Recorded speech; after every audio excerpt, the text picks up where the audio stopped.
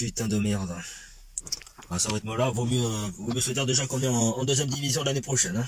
Nouvelle défaite qui s'est dessinée dimanche soir. Franchement, j'ai vu le match. Je me dis que c'est en toute logique en fait que les Parisiennes ont remporté ce match. Même si c'est sur le plus petit des scores. Mais bon, déjà offensivement, elles étaient quasiment inexistantes. Après, défensivement, à défaut d'avoir pris le but à 5 minutes du temps réglementaire de la première période, bon, elles ont quand même bien défendu.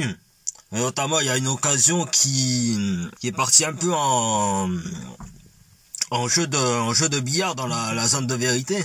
Mais je me dis d'un côté que la première période, parce que les Parisiennes, elles auraient concrétisé toute leur occasion, je pense que le score aurait été encore plus lourd, quoi. Mais bon, comme je dis, le truc c'est que les Parisiennes, elles ont joué la Ligue des Champions. D'ailleurs, elles vont avoir un nouveau match de phase de poule face aux Blues de Chelsea de notre ancienne bordelaise FPRIC. Parce que voilà, elles ont raté leur lancement au premier match contre le club de Aken. Et non pas Ken, hein. Et donc voilà quoi, à un moment donné, fallait s'y attendre. Je dis, on a passé toute la première période sur un schéma tactique un peu plus ultra défensif. Bon, même si du côté des Parisiennes, il n'y avait pas forcément les joueuses indispensables. Enfin, il y en a certaines qui ont été laissées au repos pour mieux préparer le match contre Chelsea en Ligue des Champions. Notamment Mathilde Bourdieu et Julie Soyer. Et plus en laissant Gaëtan Tiné à la pointe de l'attaque. Et bon, comme disaient les commentatrices hier soir, c'est plus une joueuse qui sait de donner des passes décisives à ses coéquipières que de vraiment faire dos au jeu comme une vraie attaquante numéro 9, quoi. C'est ça qui fait que Gaëtan Tiné n'a pas marqué de but hier soir. Bon, même si c'est plus les ailières qui ont été efficaces. En l'occurrence, Kessia Bussy et Louise Fleury. D'ailleurs, c'est elle qui a fait la passe décisive à Clara Matteo pour marquer l'unique but de la rencontre. Donc voilà quoi, c'est... Encore une fois, je sais pas ce qui se passe dans cette section féminine des Girondins de Bordeaux. Alors comme je dis, donc oui, il y a eu aussi cette liste de joueuses qui sont blessées aujourd'hui, enfin qui sont à l'infirmerie à l'heure actuelle. Donc on a Justine Leron qui devrait revenir contre Lille ce samedi là, parce que bien sûr je fais dans la semaine.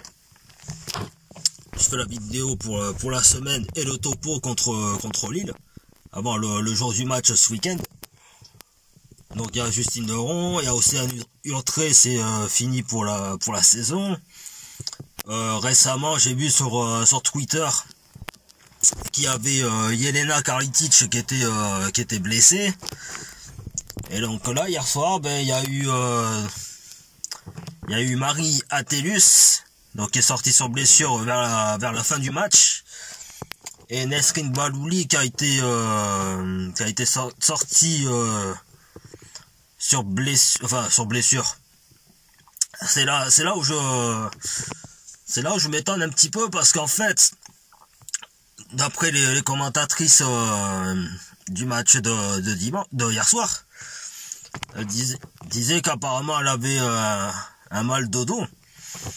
Mais à un moment donné, si t'es pas à 100% de tes capacités, c'est là où moi en fait je comprends pas comment Patrice Lerck il a pris le risque de la faire jouer s'il savait déjà qu'elle avait un mal de dos. Alors je sais pas si c'est venu dans la semaine, enfin dans la semaine de préparation pour ce match, ou si c'est arrivé peut-être à l'échauffement, je sais pas.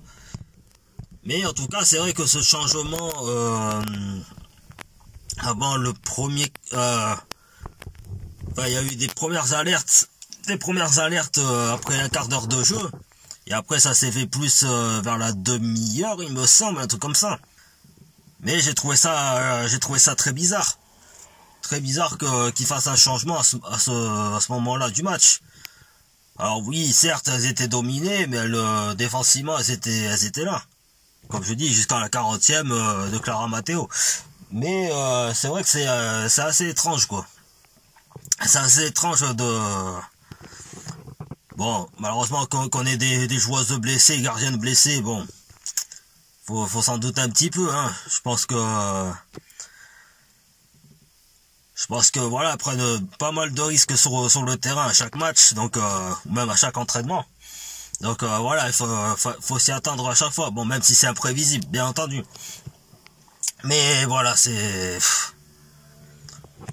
Là, on n'est même pas à l'intersaison, quoi. C'est déjà assez compliqué, quoi. Et puis ensuite, justement, moi, il y avait un truc d'ailleurs où je m'étais interrogé, contre Floyd 91. Justement, j'avais oublié d'en parler dans la vidéo précédente.